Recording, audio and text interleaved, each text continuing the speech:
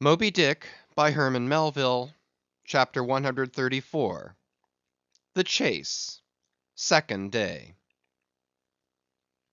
At daybreak the three mastheads were punctually manned afresh. "D'ye see him?" cried Ahab, after allowing a little space for the light to spread. "See nothing, sir."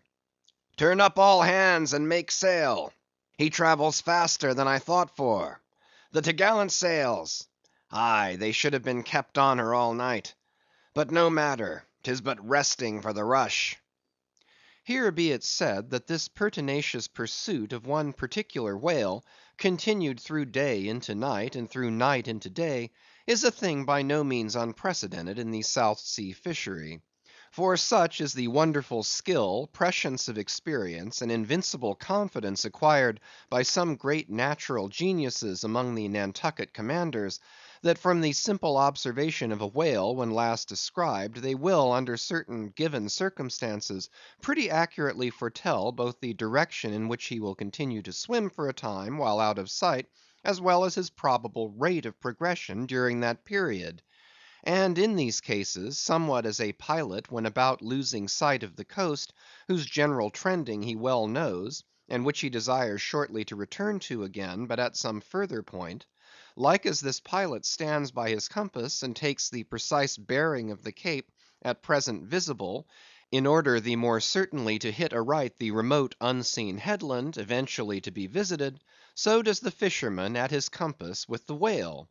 For after being chased and diligently marked through several hours of daylight, then when night obscures the fish, the creature's future wake through the darkness is almost as established to the sagacious mind of the hunter as the pilot's coast is to him.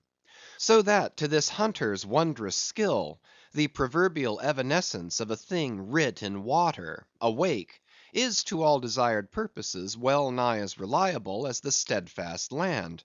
And as the mighty iron leviathan of the modern railway is so familiarly known in its every pace, that with watches in their hands men time his rate as doctors that of a baby's pulse, and lightly say of it, the up train or the down train will reach such and such a spot at such and such an hour; even so almost there are occasions when these Nantucketers time that other leviathan of the deep, according to the observed humor of his speed, and say to themselves, so many hours hence, this whale will have gone 200 miles, will have about reached this or that degree of latitude or longitude.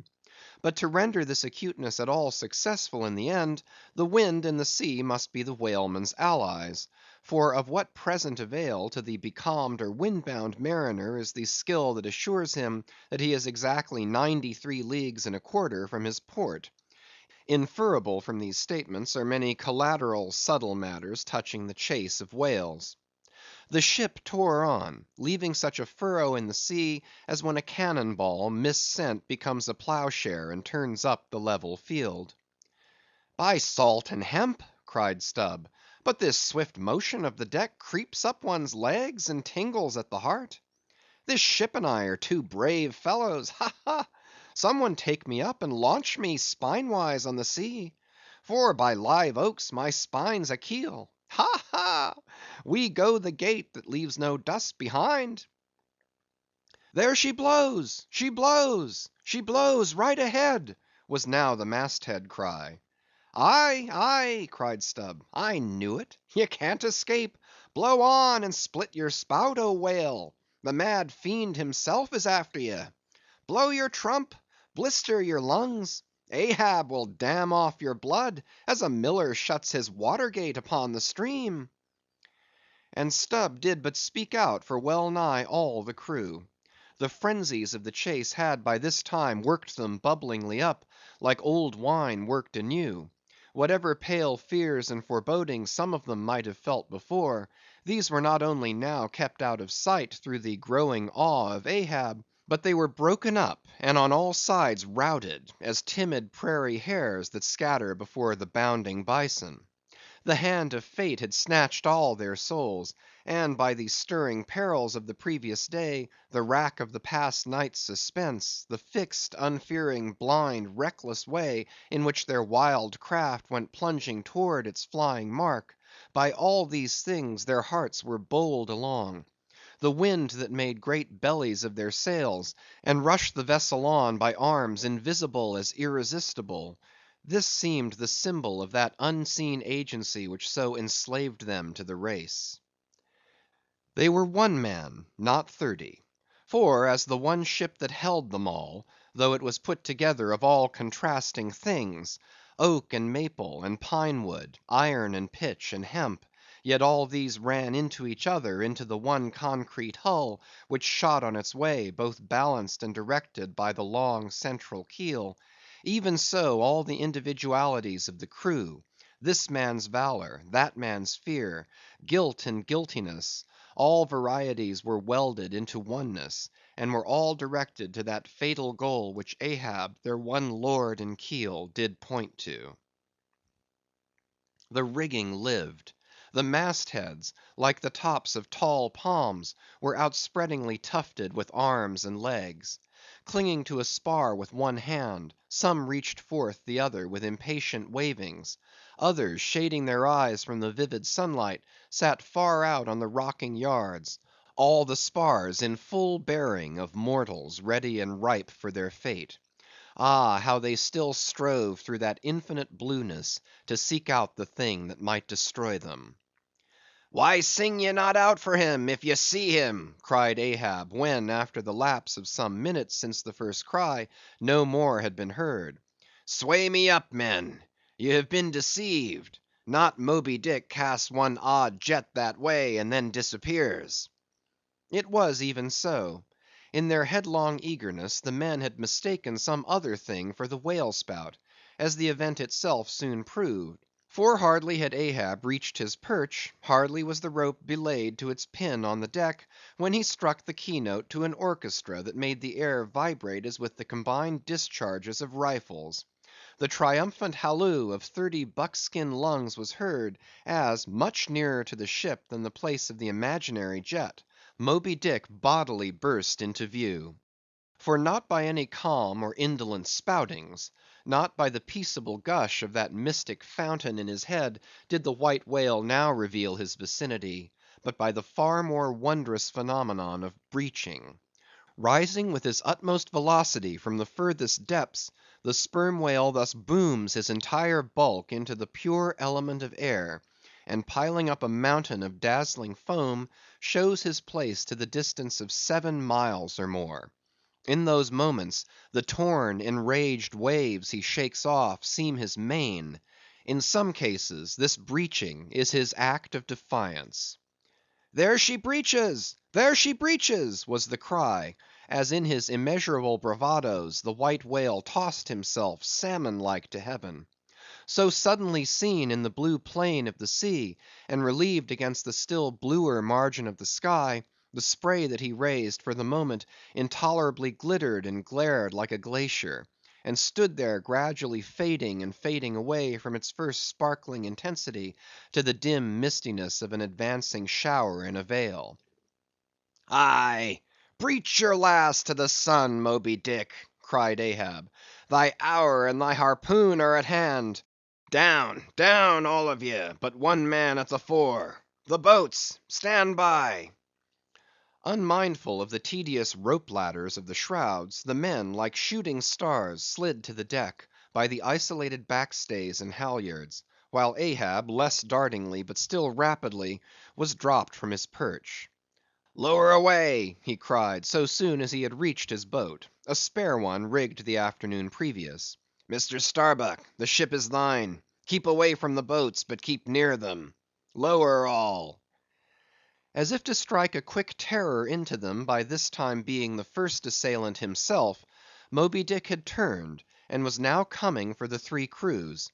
Ahab's boat was central, and cheering his men, he told them he would take the whale head and head; that is, pull straight up to his forehead; a not uncommon thing, for when within a certain limit such a course excludes the coming onset from the whale's sidelong vision. But ere that close limit was gained, and while yet all 3 boats were plain as the ship's 3 masts to his eye, the white whale churning himself into furious speed, almost in an instant as it were, rushing among the boats with open jaws and a lashing tail, offered appalling battle on every side, and heedless of the irons darted at him from every boat, seemed only intent on annihilating each separate plank of which those boats were made; but skillfully maneuvered, incessantly wheeling like trained chargers in the field, the boats for a while eluded him, though at times but by a plank's breadth; while all the time Ahab's unearthly slogan tore every other cry but his to shreds. But at last, in his untraceable evolutions, the White Whale so crossed and recrossed, and in 1,000 ways entangled the slack of the 3 lines now fast to him, that they foreshortened, and of themselves warped the devoted boats towards the planted irons in him; though now for a moment the whale drew aside a little, as if to rally for a more tremendous charge. Seizing that opportunity, Ahab first paid out more line, and then was rapidly hauling and jerking in upon it again, hoping that way to disencumber it of some snarls, when lo! a sight more savage than the embattled teeth of sharks. Caught and twisted, corkscrewed in the mazes of the line, loose harpoons and lances, with all their bristling barbs and points, came flashing and dripping up to the chocks in the bows of Ahab's boat. Only one thing could be done. Seizing the boat knife, he critically reached within, through, and then without the rays of steel, dragged in the line beyond, passed it inboard to the bowsman, and then twice sundering the rope near the chocks, dropped the intercepted faggot of steel into the sea, and was all fast again. That instant the White Whale made a sudden rush among the remaining tangles of the other lines; by so doing irresistibly dragged the more involved boats of Stubb and Flask towards his flukes, dashed them together like 2 rolling husks on a surf beaten beach, and then diving down into the sea, disappeared in a boiling maelstrom, in which, for a space, the odorous cedar chips of the wrecks danced round and round, like the grated nutmeg in a swiftly stirred bowl of punch.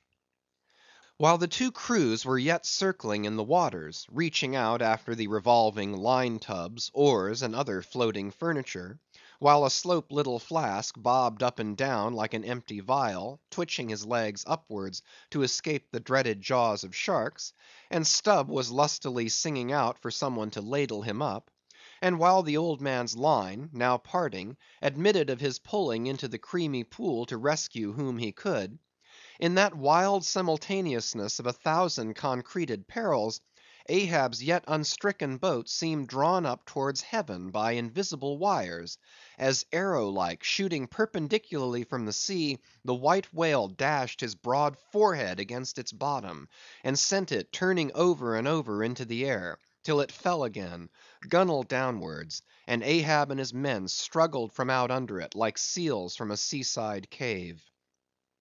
The first uprising momentum of the whale, modifying its direction as he struck the surface, involuntarily launched him along it to a little distance from the centre of the destruction he had made; and with his back to it, he now lay for a moment slowly feeling with his flukes from side to side; and whenever a stray oar, bit of plank, the least chip or crumb of the boats touched his skin, his tail swiftly drew back, and came sideways smiting the sea. But soon, as if satisfied that his work for that time was done, he pushed his pleated forehead through the ocean, and trailing after him the intertangled lines, continued his leeward way at a traveller's methodic pace. As before, the attentive ship having descried the whole fight, again came bearing down to the rescue, and dropping a boat, picked up the floating mariners, tubs, oars, and whatever else could be caught at, and safely landed them on her decks. Some sprained shoulders, wrists, ankles, livid contusions, wrenched harpoons and lances, inextricable intricacies of rope, shattered oars and planks; all these were there, but no fatal or even serious ill seemed to have befallen any one. As with Fedallah the day before, so Ahab was now found grimly clinging to his boat's broken half, which afforded a comparatively easy float; nor did it so exhaust him as the previous day's mishap. But when he was helped to the deck, all eyes were fastened upon him, as instead of standing by himself, he still half hung upon the shoulder of Starbuck, who had thus far been the foremost to assist him. His ivory leg had been snapped off, leaving but one short, sharp splinter. Aye, aye, Starbuck, 'tis sweet to lean sometimes, be the leaner who he will, and would old Ahab had leaned oftener than he has. The ferrule has not stood, sir, said the carpenter, now coming up. I put good work into that leg. But no bones broken, sir, I hope, said Stubb, with true concern. Aye, and all splintered to pieces, Stubb, d'ye see it? But even with a broken bone, old Ahab is untouched, and I account no living bone of mine one jot more me than this dead one that's lost. Nor white whale, nor man, nor fiend can so much as graze old Ahab in his own proper and inaccessible being. Can any lead touch yonder floor, any mast scrape yonder roof? Aloft there, which way? Dead to leeward, sir. Up helm then. Pile on the sail again, shipkeepers. Down the rest of the spare boats, and rig them. Mr. Starbuck, away, and muster the boats' crews. Let me first help thee towards the bulwarks, sir. Oh, how this splinter gores me now.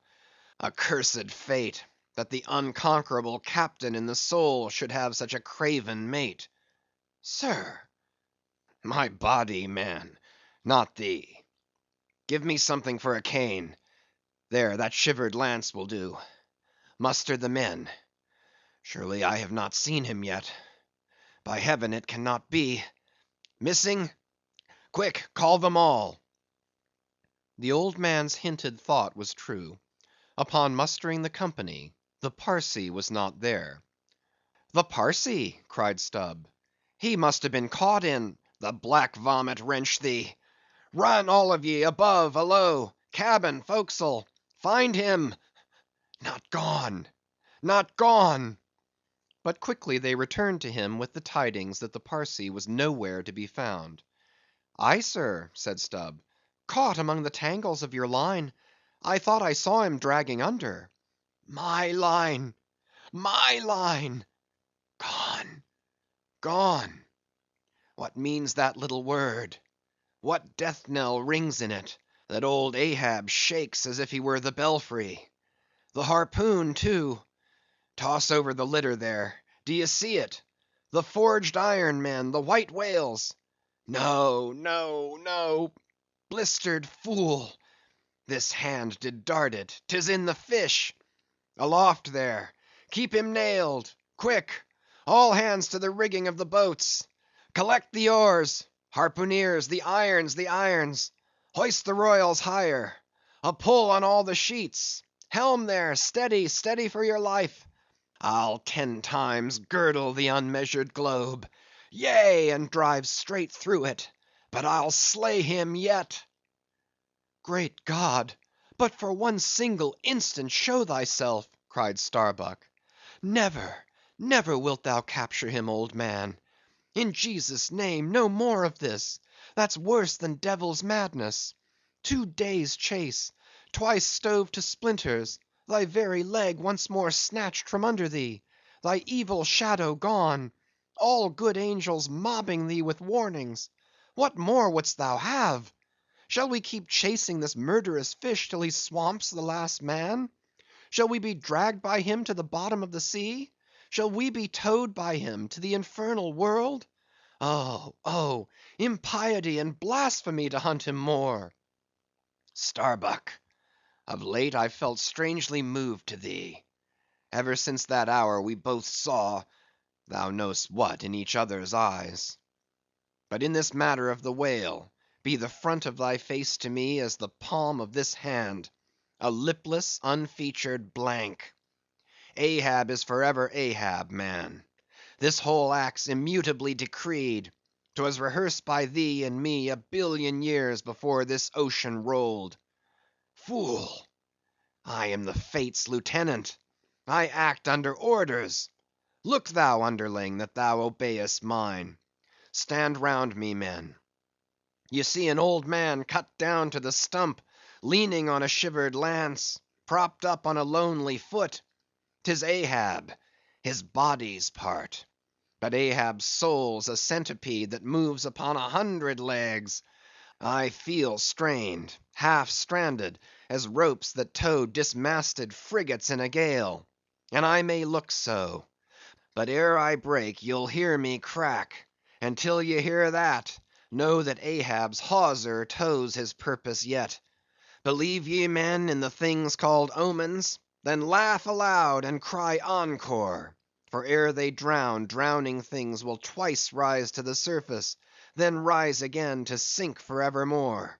So with Moby-Dick. 2 days he's floated; to morrow'll be the third. Aye, men, he'll rise once more, but only to spout his last. Do ye feel brave, men? Brave? As fearless fire, cried Stubb. And as mechanical, muttered Ahab. Then, as the men went forward, he muttered on. The things called omens. And yesterday I talked the same to Starbuck there concerning my broken boat. Oh, how valiantly I seek to drive out of others' hearts what's clinched so fast in mine. The Parsee gone, gone, and he was to go before, but still was to be seen again ere I could perish. How's that? There's a riddle now might baffle all the lawyers backed by the ghosts of the whole line of judges. Like a hawk's beak it pecks my brain. I'll solve it though. When dusk descended, the whale was still in sight to leeward. So once more the sail was shortened, and everything passed nearly as on the previous night; only the sound of hammers and the hum of the grindstone was heard till nearly daylight, as the men toiled by lanterns in the complete and careful rigging of the spare boats, and sharpening their fresh weapons for the morrow. Meantime, of the broken keel of Ahab's wrecked craft, the carpenter made him another leg; while still as on the night before, slouched Ahab stood fixed within his scuttle, his hid heliotrope glance anticipatingly gone backward on its dial, sat due eastward for the earliest sun. CHAPTER 134.